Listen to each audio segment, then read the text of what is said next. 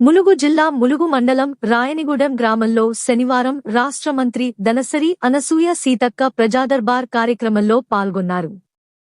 గ్రామ పంచాయతీ కార్యాలయంలో నిర్వహించిన ఈ కార్యక్రమంలో జిల్లా కలెక్టర్ దివాకర్ టిఎస్ కూడా పాల్గొన్నారు. ఈ సందర్భంగా మంత్రి సీతక్క ప్రజలతో నేరుగా మాట్లాడి వారి సమస్యలను అడిగి తెలుసుకున్నారు. గ్రామస్తులు తమ సమస్యలను అర్జీల రూపంలో సమర్పించగా వాటిని స్వీకరించిన మంత్రి సంబంధిత అధికారులకు వెంటనే చర్యలు తీసుకోవాలని ఆదేశించారు. ప్రజల సమస్యల పరిష్కారమే ప్రభుత్వ ప్రధాన లక్ష్యమని మంత్రి సీతక్క తెలిపారు. ప్రతి అర్జీని ప్రామాణికంగా పరిశీలించి త్వరితగతిన పరిష్కారం చూపించేందుకు కట్టుబడి ఉన్నామని చెప్పారు. ఈ కార్యక్రమంలో స్థానిక అధికారులు, ప్రజాప్రతినిధులు, గ్రామస్తులు పెద్ద సంఖ్యలో పాల్గొన్నారు. గూడాలు, తండలు, పల్లెలు లోపల ఊర్లు ఉంటాయి. పాపం వాళ్ళు బయటికి రాలేరు. మరి బయటకు వచ్చినప్పుడు అధికారులు ఉన్నప్పుడు వాళ్ళు ఉండరు. కాబట్టి మేమే ఆలోచన చేసి నేను కలెక్టర్ గారు మనమే 2-3 ఊర్ల వాళ్ళందరినీ ఒక దగ్గర పిలిచి మొత్తం అధికారులందరినీ ఎంట తీసుకెళ్లి వాళ్ళకి ఏమేం బాధలున్నాయో అవన్నీ తీసుకొని అక్కడే వీలైన వరకు ఆయా శాఖల డిపార్ట్మెంట్ అధికారులకు అందించి అక్కడే పరిష్కరించాలి అనే ఉద్దేశంతో ఈ కార్యక్రమాన్ని మొన్న మరి వాజేడు వెంకటాపురంలో 2 గ్రామాలలో చేయడం జరిగింది. ఆ 2 గ్రామాలు కూడా రాత్రి 12 గంటల వరకు కలెక్టర్ నేను మరి ఇతర మన అధికారులందరం అక్కడ భద్రాచలం ఎమ్మెల్యే గారు అందరం కలిసి ఆ యొక్క కార్యక్రమాలు చేస్తే చాలా మంచి స్పందన వచ్చింది. దానిలో భాగంగానే ఇప్పుడు ఈ 2 ప్రాంతాలకు ఇటు మన ములుగు మండలంలో ఇవి లోతట్టు ప్రాంతాలుగా ఉన్నాయి కాబట్టి ఈ మండలంలో ఫస్ట్ ప్రయారిటీ ఈ బెల్ట్ కు తీసుకోవడం జరిగింది.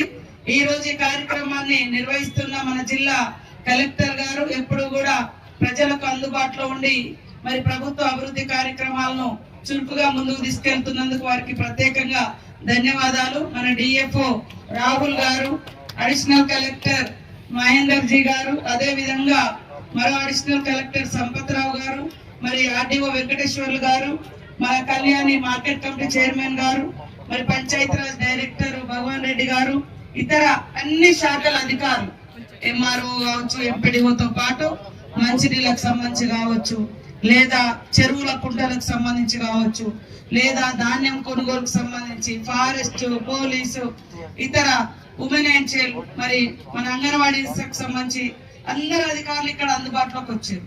కాబట్టి మరి మనకు సర్పంచ్ గారు లేదా గ్రామంలో మరి మీకు ఎలాంటి దండోర వేసిందో తెలియదు, కానీ మేము ఇక్కడికి వచ్చింది మీ ఏమేమి సమస్యలు ఉన్నాయో సర్పంచ్ గారు చెప్పడం, తర్వాత పర్సనల్ గా కూడా ఒక్కొక్క వ్యక్తికి ఏమున్నాయో ఒక కాగితం రూపంలో రాసుకొచ్చిస్తే ఇప్పుడు ఇక్కడే పరిష్కరిస్తాం.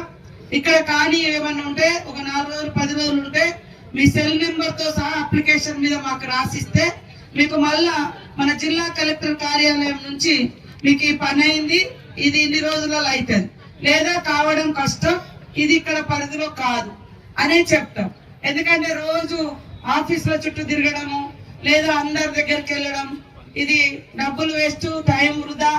దానికంటే మనమే ఒక 4-5 గ్రామ పంచాయతీల దర్బార్ పెట్టి ప్రజల యొక్క వినతి పత్రాలను, వాళ్ళ సమస్యలను డైరెక్ట్ గా వింటే మరి అధికారులు అందరూ ఉంటారు కాబట్టి అక్కడే పరిష్కారం అవుతుంది. ఆడగానిది ఏమైనా ఉంటే ఆఫీసులకు వెళ్ళి మీరు ఇచ్చిన కాగితాలను మేము అప్లికేషన్ చూసుకొని మళ్ళీ మేము చేయడం జరుగుతుంది. కాబట్టి ఇక్కడ పెద్ద ఎత్తున ప్రతిసారి ఇక్కడ ఈ ప్లేస్ లో మంచి కార్యక్రమాలు నిర్వహిస్తా ఉన్నారు. గతంలో కూడా నేను గెలిచి మంత్రి వచ్చిన మొదటి మీటింగ్ ఇక్కడే అయింది. తర్వాత అంగన్వాడీ టీచర్ అమ్మల ప్రోగ్రామ్ కూడా ఇక్కడే చేయడం జరిగింది. మన women and child department secretary గారు మరి అనితా రామచంద్రన్ గారు కూడా ఇక్కడికి రావడం జరిగింది ఆ రోజు. కాబట్టి ఇప్పుడు కలెక్టర్ గారు అడ్రస్ చేస్తారు.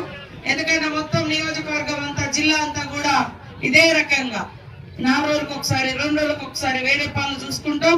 మళ్ళీ 2-3 ఏరియాలు ఒక్కొక్క రోజు సాయంత్రం పూట అయితే పొద్దుట పూట పబ్లిక్ జనాలు అటు ఇటు పనులకు పోతారు. కొంచెం సాయంత్రం అయితే మంచిగా ప్రశాంతంగా ఉంటారు, కొద్దిగా మంచిగా మాట్లాడుకోవచ్చు. మీకు కూడా ఈ ఎండ దెబ్బ అనేది ఉండొద్దని సాయంత్రం పూట మేము ఈ కార్యక్రమాలు పెడతా ఉన్నాం.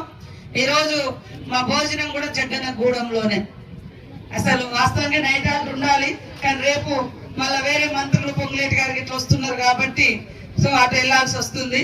కాబట్టి ఇట్లా ప్రజలతో కలిసి వాళ్ళ బాధలు విని వాళ్ళకి ఏమున్నాయో తెలుసుకొని అక్కడిదక్కడ పరిష్కరిస్తూ వాళ్ళతోటే ఉండి వాళ్ళ ద్వారా అన్ని చేయాలనే ఉద్దేశంతో ఒక వినూత్నంగా అంటే గతంలో జరిగినా కూడా ఇప్పుడు మేము మళ్ళీ ఇట్లా చేయాలనేది ఆలోచన. అప్పుడు వైఎస్ఆర్ గారు ఉన్నప్పుడు రచ్చబండ కార్యక్రమాలు కూడా చేయడం జరిగింది. సో ఇప్పుడు మన గ్రామాలలో ఉన్నటువంటి వాళ్ళు మరి సర్పంచ్ గారు వచ్చిన మేరకు